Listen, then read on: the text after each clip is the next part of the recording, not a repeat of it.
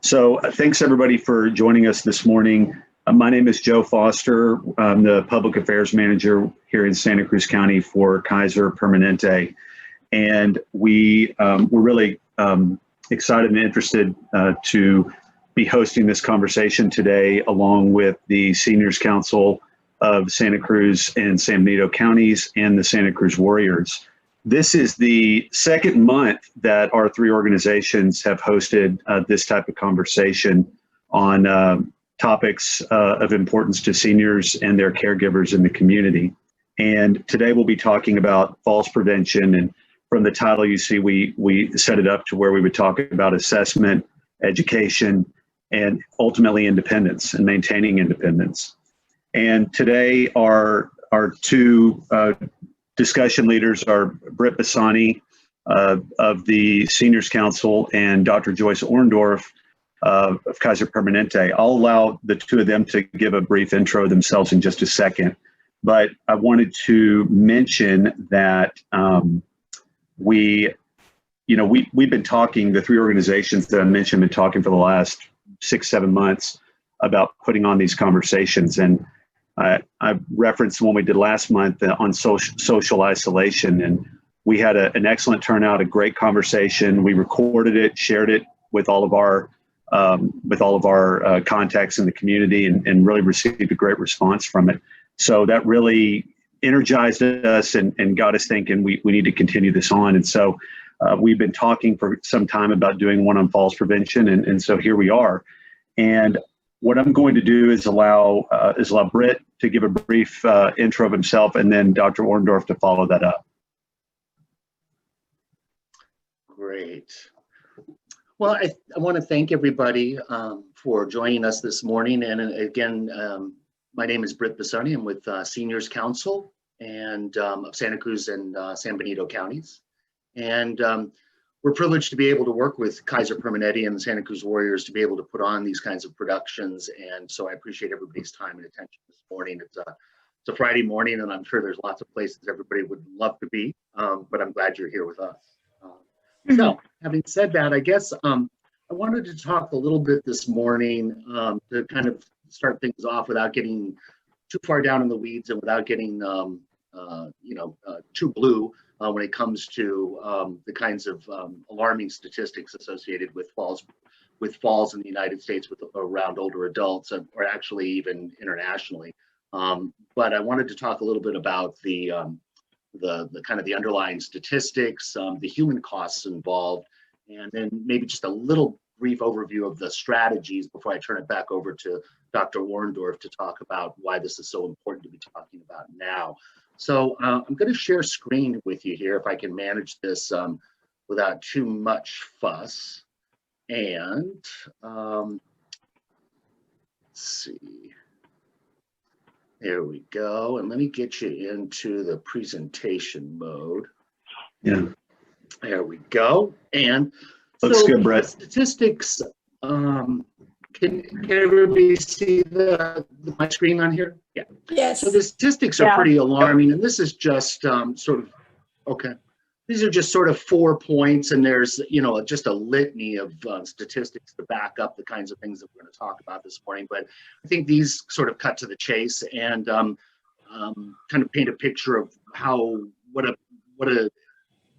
profound public health crisis falls actually are. And I know we're sort of consumed with other health crises at the moment, but I think it's one that probably is typically overlooked, and certainly in a time where we're dealing with COVID-19, there's even probably more reason to sort of overlook it. But I would contend that in the midst of all of this, it's probably really important to pay attention to falls. And again, Dr. Orndorff could talk about that as well.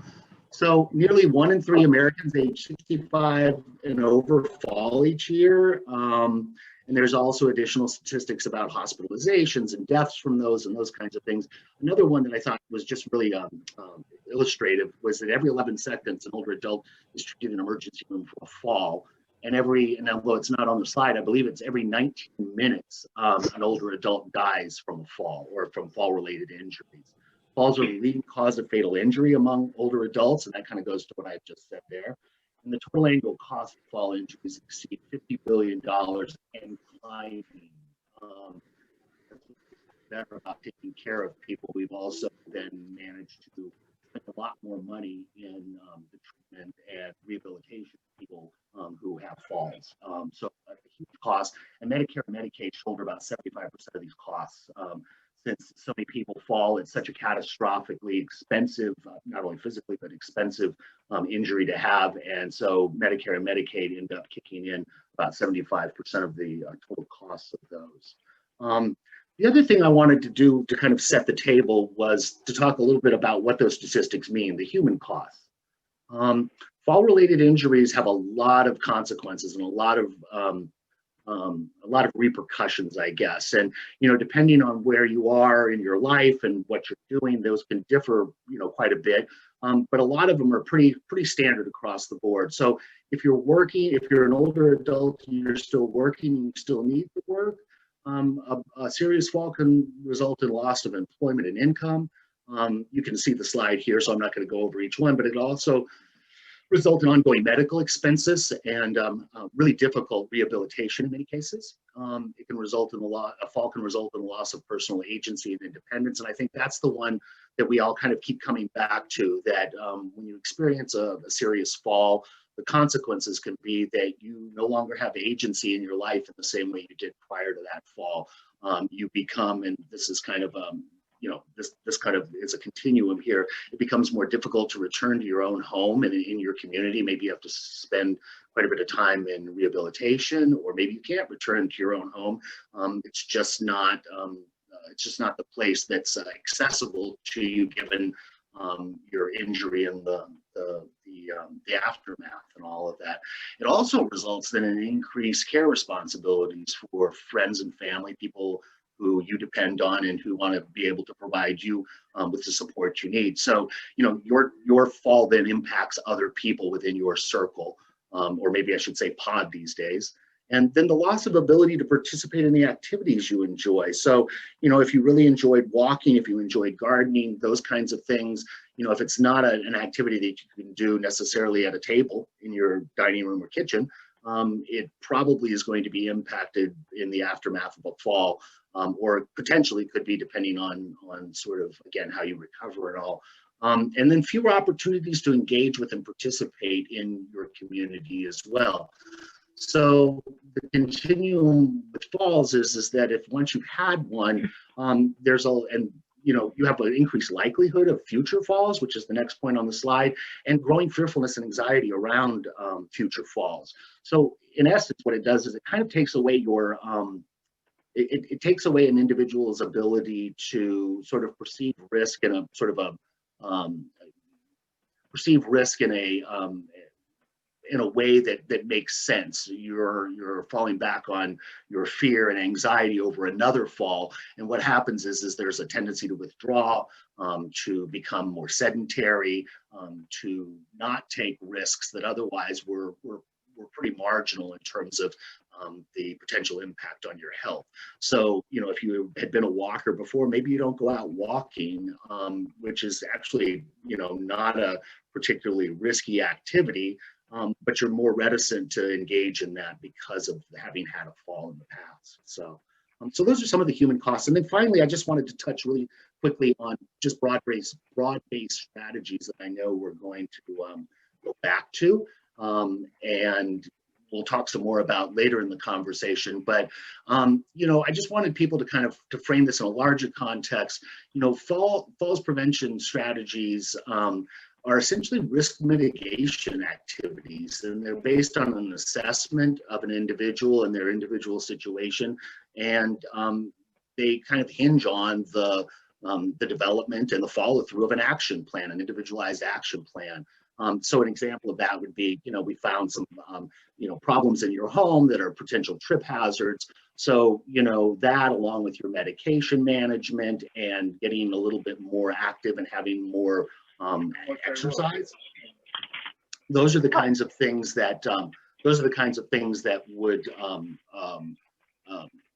or be a part of that action plan, that individualized action plan. And obviously, if you don't follow through on that, there is going to be an issue with with again, a continued risk of falls.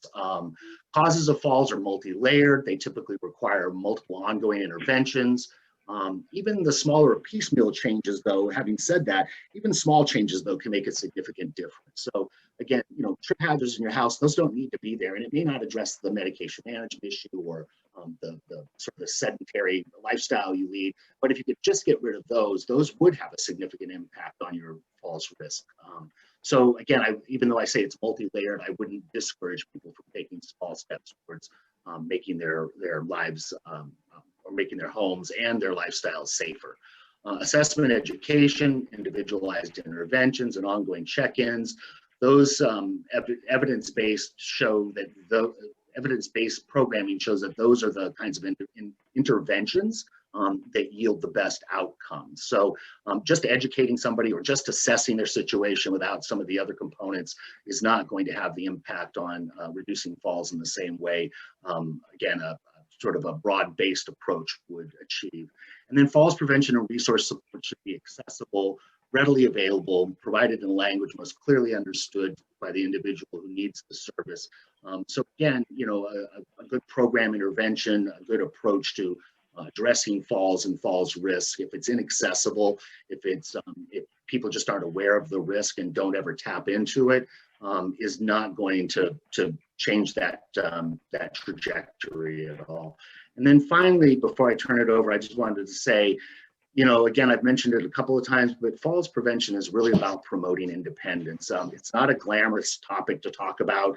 Nobody wants to fall. Nobody likes seeing other people fall. If somebody asked you how you broke your leg, it's kind of again, a not very glamorous story to tell that you fell down a broken stair and you're off your back porch, rather than, a skiing accident in the Alps or something, So I think really the idea is to promote the idea that by undertaking some of these approaches and by addressing your individual risk with the help of community resources and your hospital healthcare staff, those kinds of folks, that you can really change the trajectory and to preserve as much of your independence as you possibly can. So that's kind of it on my introduction, and I'll turn it back over to Joe, and he can hand off to Dr. Orndorff. Yeah. Britt, thank you. That was an excellent overview, and really appreciate you helping us set the stage and put a foundation to this before we move a little further into the program. And before I hand things over to Dr. Orndorff, I wanted to just kind of go through how the next 30, 40 minutes will go. What our plan is for Dr. Orndorff to give us a little more context as to why this is so important to talk about now, and then transition us into a conversation between Britt and Dr. Orndorff and myself. But for those of you on the call, please feel free to jump in at any time with questions or comments or thoughts that may help guide the conversation and move things along in a positive way. And another thing I wanted to mention, in the planning group on this talked a lot about, as Britt said, it's not a real comfortable topic to talk about, and not something that people just want to bring up at any moment and visit about. But we didn't want the whole conversation to focus on that, and we wanted to really look at it where we have the difficult topics to address, but also towards the end, Britt will come back on and talk a little bit about resources and some positive things to take away from the conversation. And I encourage others on the call to do the same thing if you have any thoughts in that regard, so that we can look at it where, again, there's an issue to discuss, something that probably impacts each and every one of us at some point. But there's also there's hope. There are ways to help mitigate, educate, and help maintain this independence that's so important to so many. So with that, I'd like to introduce Dr. Joyce Orndorff. And Dr. Orndorff, could you give just a real quick intro about yourself, and then I'll let you take it from there as far as why we really felt this was such a pertinent topic to talk about in the grand scheme of everything that's going on in our society right now. Thank you, Joe. And thank you for that. And Britt, thank you so much for that excellent overview. Really appreciate it. My name is Dr. Joyce Orndorff. I am an internal medicine physician with the Permanente Medical Group. I do practice here downtown in the outpatient setting, and I also have administrative duties. I'm the assistant physician in charge for the primary care clinics. I'm just gonna put it back. This is both a professional and a personal topic for me. As a physician, I have taken care of multiple folks that have fallen in the hospital setting and in the primary care setting.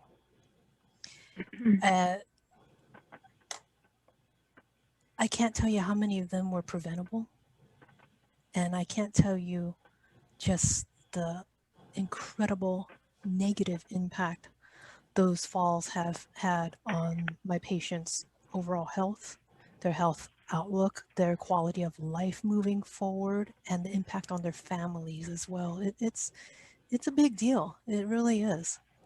On a personal note, I have parents that are also at risk for falls. My dad is 92 years old and he has fallen. I shared the story with Joe and Britt about one time where my very, very independent 92-year-old dad, who's determined to take care of everything because he's my very independent dad. My mom was having trouble with the television and he knew that if he had to go back there, he could fix it. He can fix this. We got this. So he manages to move aside our giant wall TV console doohickey thing, managed to wiggle it out. He managed to wiggle back there because I see the problem, and fell. It was awkward. He lost his balance and he was stuck behind that TV console for over an hour. My mom was not in any physical shape or ability to be able to help get him out of there. He, being my dad, would not allow anyone to call 911 because Dad, you guys, I see some nods. This is kind of some familiar rings across. You've had experience with similar situations. And we eventually got him out. Family members came over and we were able to get him there. But he was down for many weeks after that, just having been stuck behind the TV console for over an hour. It was hard on him. It was hard on his health conditions. It was hard on his heart conditions. It was hard on his musculature. Not being able to get up and move around for at least a month or so afterwards meant he got deconditioned. So he lost a lot of muscle and coordination and ability to move well for a while. And we had to rehab for a long time. That was hard on him. Excuse my language, I think it pissed him off. He was very insulted. It was hard on my mom, since my mom was now the caregiver and she's also on the frailer side and he's cantankerous. It was hard on the family. It was hard all over and it was totally preventable. I know all of you have some sort of stories, plural, with regards to falls and how this impacts us. This is it's a difficult conversation as it is, but it's an especially difficult conversation now in the setting of a global pandemic. Today, if my dad fall, I wouldn't be able to go home to help him out. I can't. Quarantines, isolations. I have COVID exposures because doctor. I can't, I'm not going to subject my dad to my presence. So I can't help him. I know that there are folks out, you guys I'm sure have similar experiences where if your family member fell, what are the options for getting help? And if my dad fell again, goodness forbid today, he's probably going to end up having to have 911, going to end up in a hospital by himself, going to end up in a rehab facility by himself and not be allowed to have anybody visit him because pandemic. It is a pretty horrible thing to think about, and it is also a thing that we can prevent. There are a lot of things that we can do to stack our decks in our favor so that we can drastically reduce those risk of falls and have management plans. And so I was thrilled to be able to be part of this conversation. I'm hoping that this conversation will help bring us perspective on falls. I don't want it to be a, oh my God, gloom and doom, worst thing ever, falls, we're all gonna die. No, let's bring some perspective into it. What does it mean for falls prevention? What can we do? I want to be able to have that conversation where we can develop confidence in understanding those risks and the things that we can do about it. And I hope to be able to empower you all to be able to have those uncomfortable conversations. We're going to get comfortable with being uncomfortable about this topic. And I hope that we can move forward from this and be able to do some good. So yeah, I'm not going to do the statistics. Britt did just such a fantastic job with regards to just the numbers. I do want to bring it down to the patient area. So some of you guys have cameras on it, and if you guys don't, you can wave and do a reaction, but how many of you have a story? Yeah, yeah, pretty much all around. Either you or family member or a friend or something. So I think that we can all agree that it's an issue. Can we all agree that this is a conversation that is definitely worth having and that we're going to take away to our family, friends, and loved ones? Yeah. Fantastic. So I can talk a little bit more since I got the doctor coat on. I can do the doctor. I got to be a doctor now. So let's do doctorly things. And things that doctors do is to examine their patients and figure out what their risks are for falls. Some of the risks that I have definitely come across, and you guys can think about it. I check out my patients' visions. Can they see? Cataracts can be pretty common. Macular degeneration, glaucoma. Where are the glasses? Do my patient have glasses, and are they in places where they can get to them? And are there multiple glasses across the house? Reduced depth perception as we get older as well, and just general vision loss and retinopathy. All of these are certainly play into falls. I'm an internist, so I actually do a lot of heart failure, cardiovascular management for my patients. So things like a slower heartbeat, bradycardia, tachyarrhythmias, when your heart just going a little too fast for comfort. Atrial fibrillation is another common thing that can happen as we get older.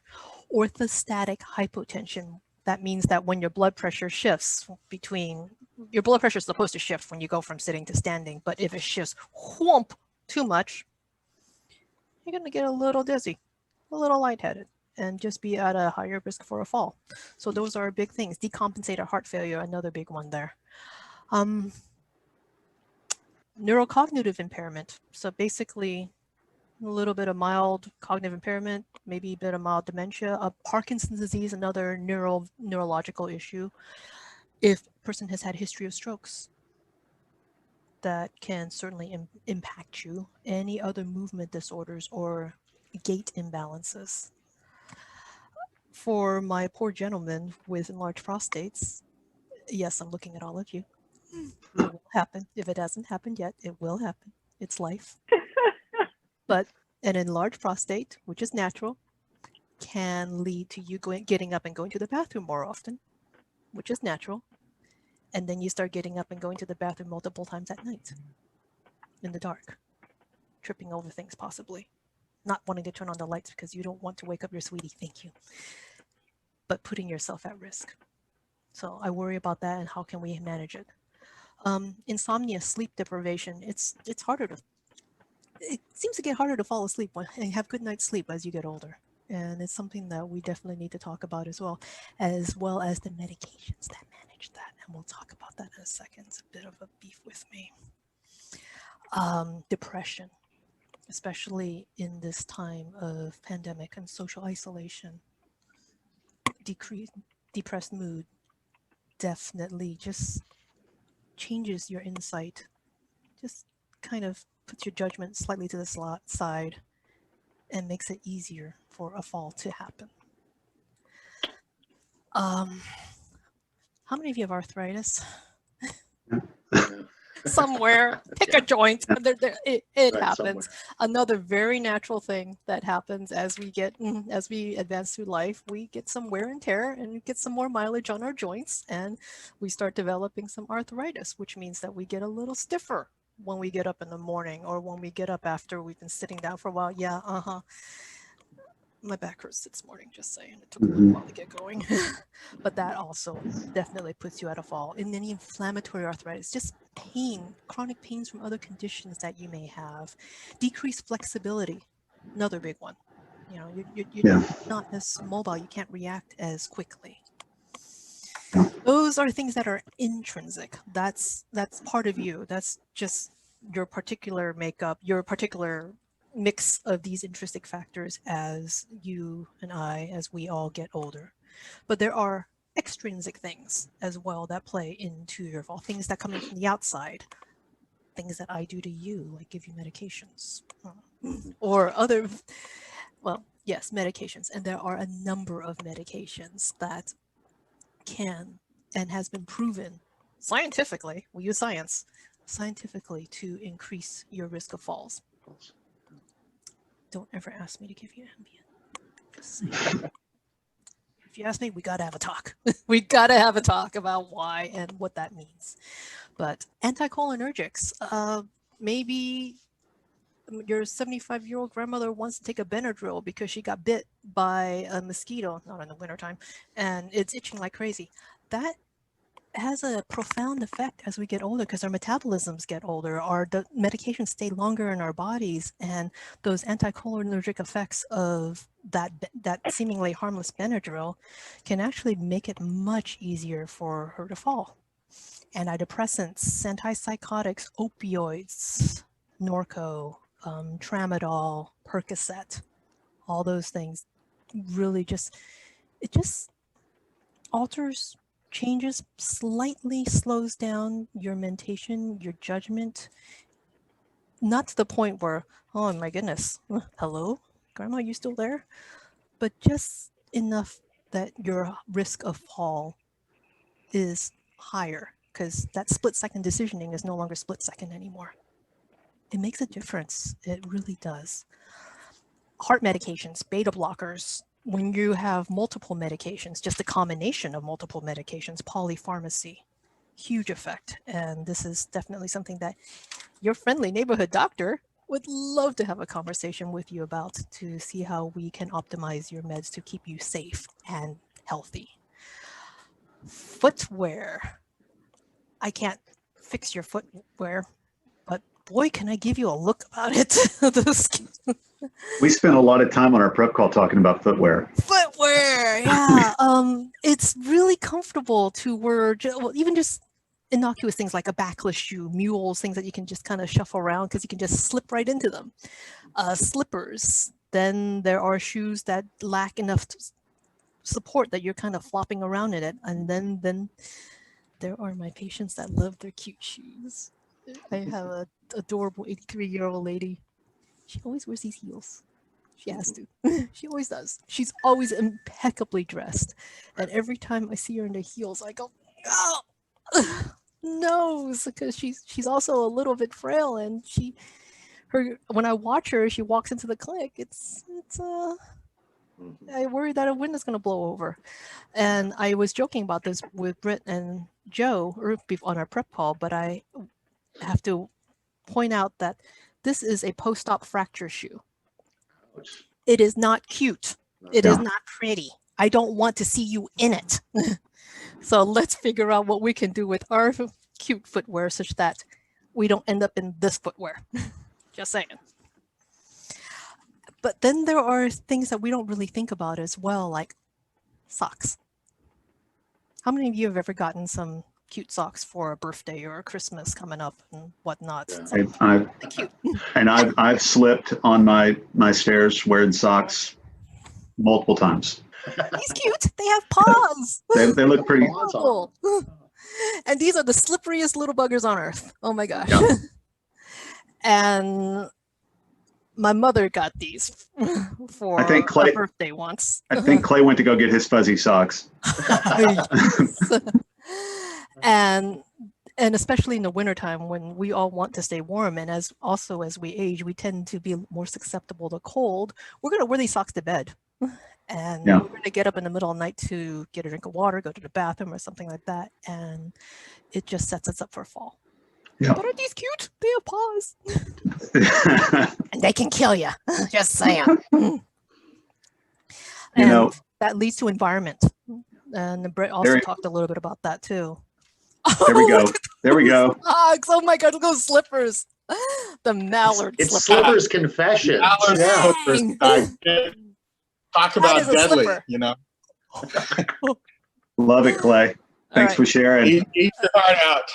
All right, the paradox of death. Let's be careful how we utilize those ducks. Yeah. And it would be the combination of those ducks, Clay, with slippery surfaces or a rug that gets caught under a duck. Something, uneven floorings as you're going up and down, not enough tread, poor light, you have blind ducks. Lack of a handrail. all those walkway hazards can all combine. So I'll just stop there. I've been rattling off a bunch of No, it's fantastic. I have one of the things. So we talked a little bit already about the sort of pre-meeting conversation that Britt and Joyce and I had, and obviously the thing that's on everybody's mind right now, every aspect of life, is the pandemic and how it's impacting all aspects of our daily lives. And I shared with them a story about my 84-year-old mother-in-law who is fiercely independent and lives on her own, has lived on her own for a long time. She likes to dress very nicely. She likes to wear cute shoes like Joyce is talking about. And she has a house that is filled with tripping hazards, and she's fallen multiple times. She broke her hip 10 years ago, and we were really worried at that time. And she's very strong-willed and very independent, like I said. But we've been talking to her over and over about, we got to get ahead of this. If something happens, we're going to be playing catch up. And she was very resistant to get rid of her area rugs, to do an assessment of her townhouse and get things straightened up to where she could really have a safer living environment. And as the onset of the pandemic happened, we moved further into it. She has COPD, she has other underlying health conditions. She got very scared about all that. And because of the idea of having to go to the hospital, because of the idea of having to call 911, because of the idea of possibly having to go into assisted living if she seriously hurt herself, she got serious and did something about it. And now though we're still concerned about her because she's still on her own and we're a couple thousand miles away from her, we're getting good reports from her about her mobility and getting around in her living environment. Now, she's not getting out, obviously, and a lot of older people are not getting out. And so we've talked about, both Britt and Joyce talked about people getting stiff, not as flexible, not as nimble, not able to really move like they used to be able to. So I wanted to kind of bring it back, and Joyce and Britt, you guys can talk about it, but please, anybody else, feel free to jump in, just about how the pandemic has really, we felt like, shined a light on the utmost urgency to really address this so that these folks can stay independent, stay safe, stay healthy, and not be cast out of their living environment and into a very difficult and scary situation. You know, Joe, this is Lois from Elder Day. We're sort of shockingly seeing our participants really becoming deconditioned, because they normally come here, even if they come here 2 or 3 days a week for our day program. We're an adult day health program. If they come here 2 or 3 days a week, even, they have to get up, get dressed, they have to go to their front door, get on the bus that brings them here, get off the bus, walk into the program, which is not a short walk. They have a bit of a walk to the bathroom. When they go to the bathroom, it's much bigger than a home. And then we have exercise programs, of course, and we do activities that are lots of exercises. And we are really seeing, even though we're doing remote services and doing the best we can to keep people moving, we're doing exercise groups, we're encouraging people to walk, we're doing everything we can. we're seeing lots of deconditioning and lots more falls than we normally have when our participants come to our center. So it's something that, you know, when I saw that we were having this talk, I thought it's a good thing. And it's really hard, though, to figure out when people are older and with multiple chronic conditions, they need to stay at home. But then, you know, how do you get people to move as much as they can? Because we're finding our participants, you know, they get up and they go to the couch. They may or may not get dressed. And they sit there and they have, you know, 10 steps to the bathroom and 10 steps back. And a lot of the small things that you don't necessarily think of as contributing to staying in shape or conditioned or not becoming weaker, a lot of those things just are gone right now. Yeah. I don't have a solution other than we're doing the best we can, but it's shocking how much of this we're seeing. Yeah. Yeah. Thanks for sharing that. I'd like to just thank Dr. Joyce for telling us the story about your dad. And, you know, my dad is elderly and he is on dialysis and he's been doing really well. He was on dialysis 3 times a week. He's been doing that for probably over, I would say, it's been over 6 months. And then just recently they have cut him back to just 2 days a week. And he's feeling really good and he's getting overly confident. And my brother, God bless him, he's the one that takes him to all of his appointments and he cares for him and everything. And my brother was complaining to me that my dad is getting overconfident. He's able to get in the car a lot easier than he used to. And my dad's always been very independent. And so, you know, having been sick like this, you know, it's been almost a year that he's been so, you know, kind of, you know, sick and not being able to do the things that he used to do. And he had a stroke, so he doesn't have the full, you know, the full range of emotion in both, you know, I think it's the right side because he's having to use his left side. But anyway, I didn't know what to say when my brother is narking on him and telling me he's not listening to me and he's getting too cocky and he's trying to do things on his own and he says, I'm afraid he's going to fall down. And, you know, so I said, Dad, I said, you need to listen to Bob. Now, Dr. Joyce, I can tell my dad your story and, you know, all of what you've been sharing because I need to somehow put the fear of God in him, you know, because he just thinks he's starting to move now and he's going to start walking better and he walks with his walker, but still, you know, he's got to be careful. And the one thing he hasn't had is a broken hip or a broken leg or anything like that, but he has fallen, you know, prior to his being so ill this last year.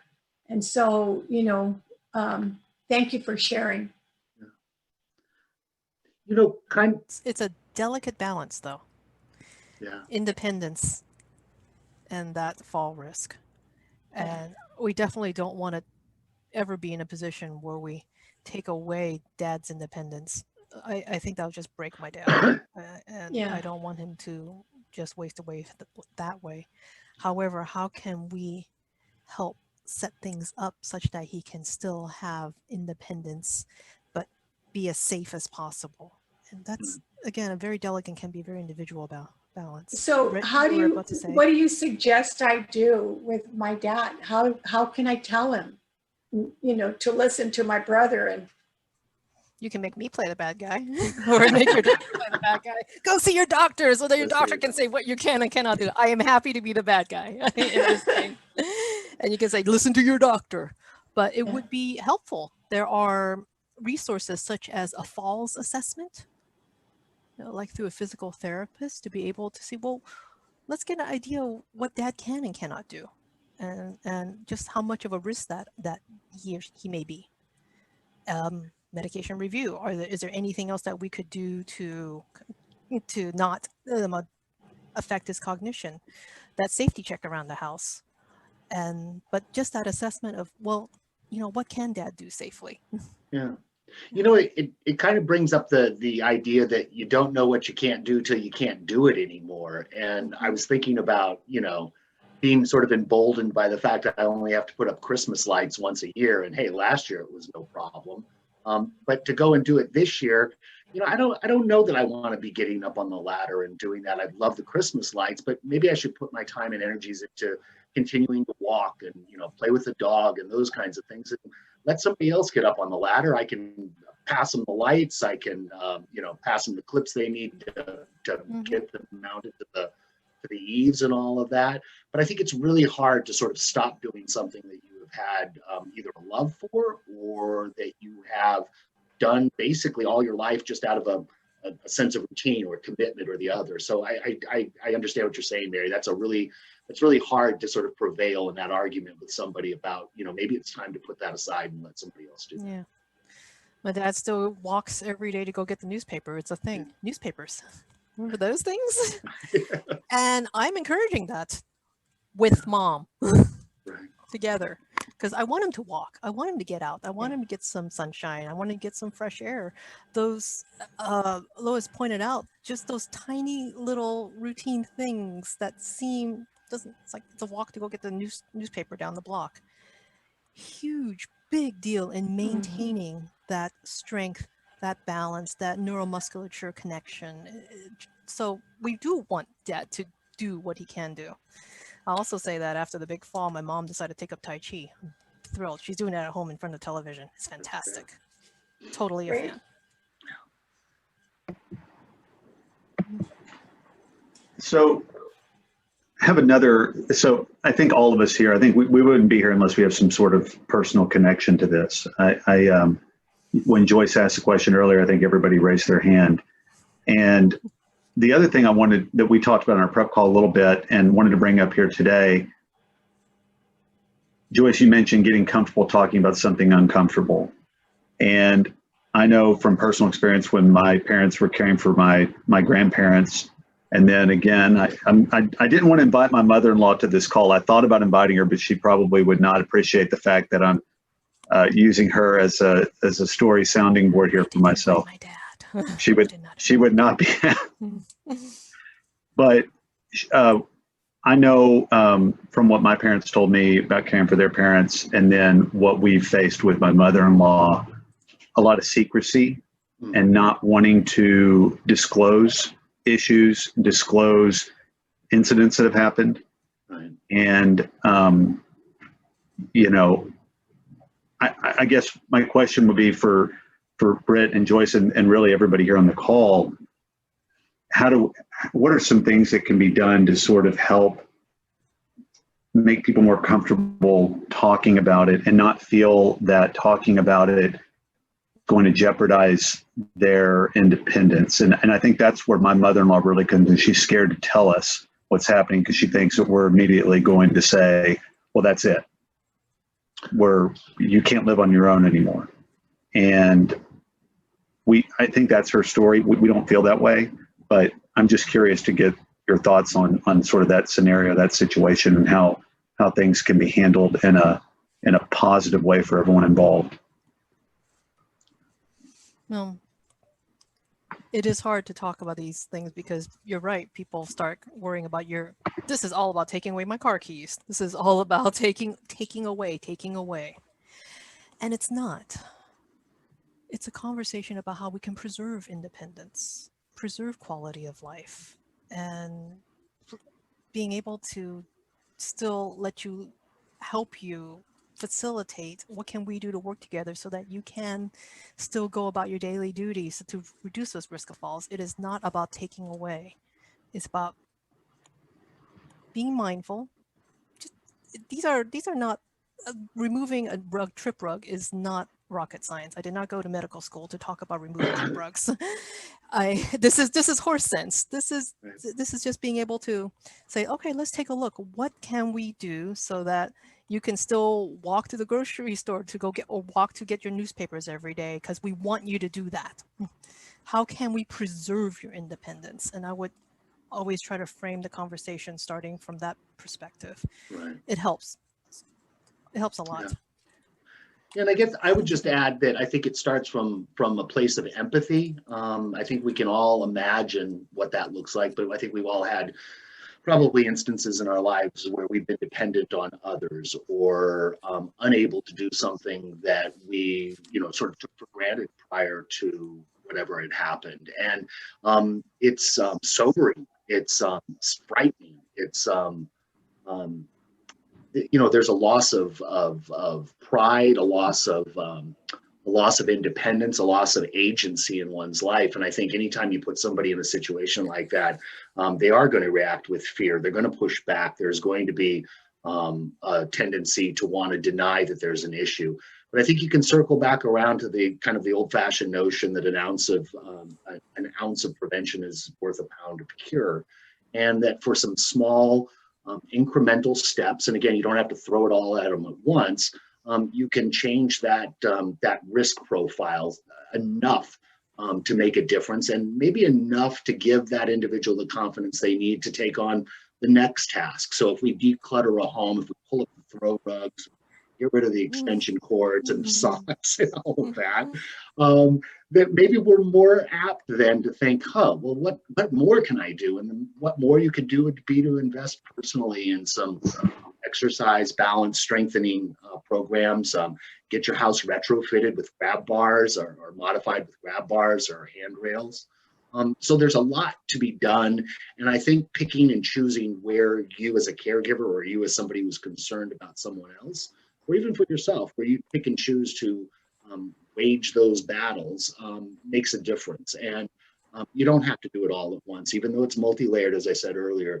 I think just kind of ticking these off one at a time is a way to change that trajectory, that risk trajectory. And so I think that's really important and something that I think, you might be able to prevail on in a discussion with mom, dad, your grandparents, whoever it is that you are worried about. And I think lastly, I would just sort of bring it back around to, the empathy, the acknowledgement that small steps count, but then finally bring it back around to, I love you. I want to have you around for years to come. I want to be able to take walks with you on the beach and, have you throw the ball with me for the dog and everything. And if you can't do that, it's going to be not only that we can't do that together, but that most likely I'll become a caregiver who then doesn't have the time to do those kinds of things because I'm having to address your daily needs or, periodic needs with transportation or whatever else. So, and I think some older adults, believe it or not, wouldn't do things for themselves, but they'll do that for their son, their daughter,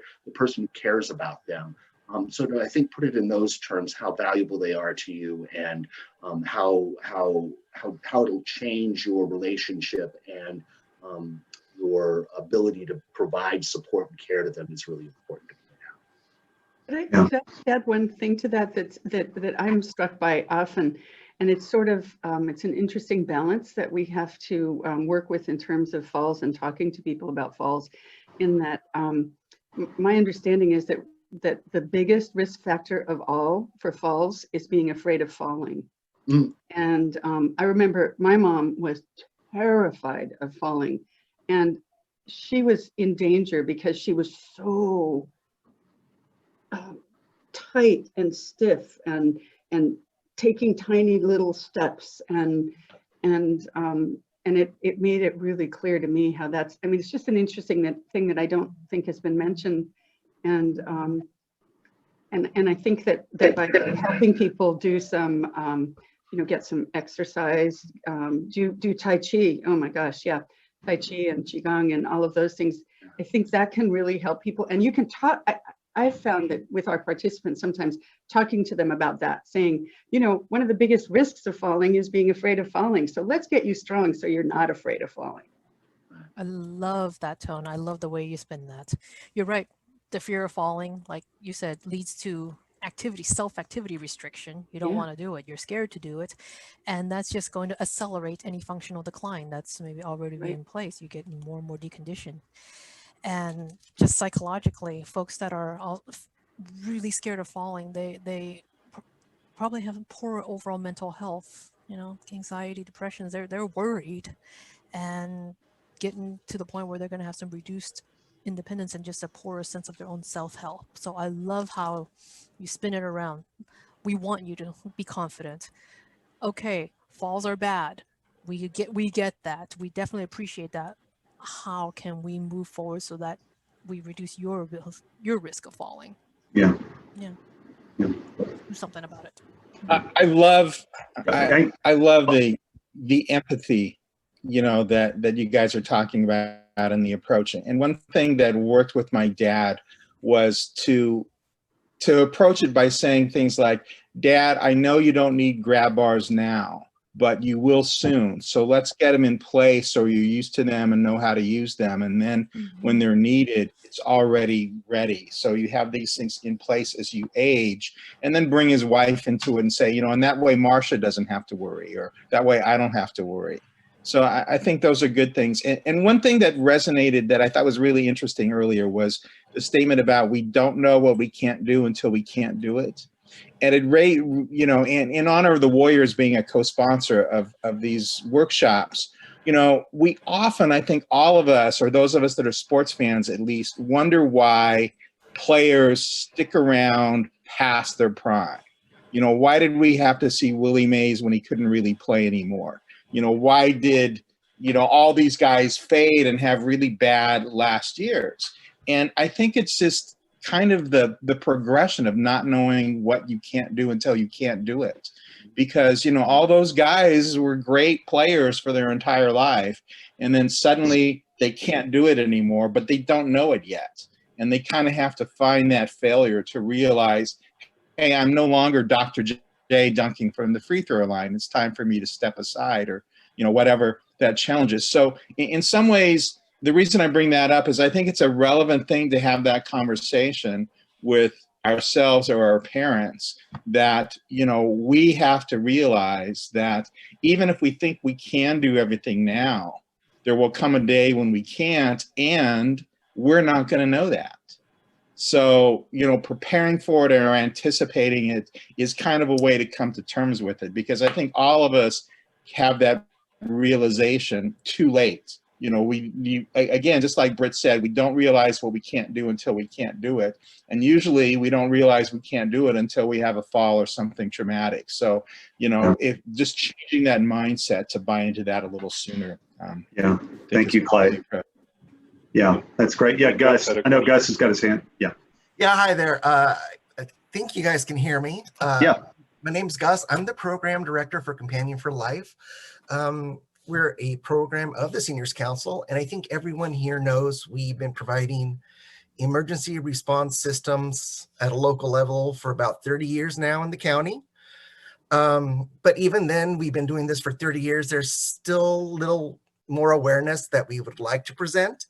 But still at this point, I deal directly with people who have had falls all the time. Basically, that's what I provide. I provide emergency response buttons for people who have fallen already. So I'd like to give you a little bit of insight of the people that call me and ask for the service. So people, older adults who call me before they've had any kind of fall, are already very active. They go out a lot, they go to senior centers, they volunteer, but they can already kind of sense in themselves a little instability, or they start to notice they're getting a little bit frail, and they're very proactive with that. And those are my favorite customers because they have the means, they have the desire, and we have them for years and years and years. But that's actually a very small percentage because a lot of older adults are not in that little narrow section of life. Unfortunately, the biggest part of the people that we get are people who have already fallen. And those fall into two categories: low-income individuals and people like the people who are proactive have means. Low-income people, my experience is they don't want to pay for this no matter what. They're very honest with their health. They know that they have issues. They know they are a very big risk of falling. But for some reason, because they are low income, watching their budget, they just can't afford the equipment. And even though we present it at cost to low income individuals, because we do have a sliding scale, they just refuse service. which upsets me because I know that they somehow find $20 or $40 to pass on to their kids or grandkids when they go visit them every month. So it's one of those things, they somehow use the money to give away, you know, $20 here and there, but they can't afford $15 to make sure they're safe in their home. Yeah. Now, the other half, now low income, are people with the means who get referred to me for emergency response buttons. And here's the thing with them. They do not want to be reminded that they're old. That's no. They don't want to be reminded that they might have some health issues, which is why they're calling me or referred to me. And they don't want to be accused by family members, friends, social workers, healthcare workers, that they may not be able to take care of themselves. Right. They don't want to be reminded of those things. And unfortunately, a lot of the emergency response button media, that's what they cling on to. So it's so this is a tool for people to have, but they don't want to have it because it reminds them that they're old or they can't take care of themselves. Yeah. For the last 10 years, I had a lot of success in convincing those very stubborn old people that they're getting this so they can be independent, which really is the key word. It's independence. And the way I go to this is this way. This is kind of how I frame it to these older individuals. When they were 40, 45, they started to notice their vision go a little blurry, and they got glasses. It didn't affect their life, but they can continue to see TV. They can continue to read. They can continue with their life. There may be a point in their life, maybe they're a little unsteady. So, you know, you get a walker or a cane. And guess what? You can keep doing those walks that you love to do around the block. You can go down to senior centers and feel safe because you have a walker. So at home, if there's any sense of danger that you may have, the emergency response button is a tool, just like all home modifications, all changes. It's a tool for you to remain independent and for you to do the things you want to do in your home undisturbed. Because just like you don't want a kid to call you 10 times a day to make sure you're okay, they don't, you know, the kid doesn't want to call. You don't want them to call. So fix your home, get a button, and that way you get a little bit more independence and your family does feel safer knowing that you have made changes in your life so you don't put yourself at risk like you did before. Yeah.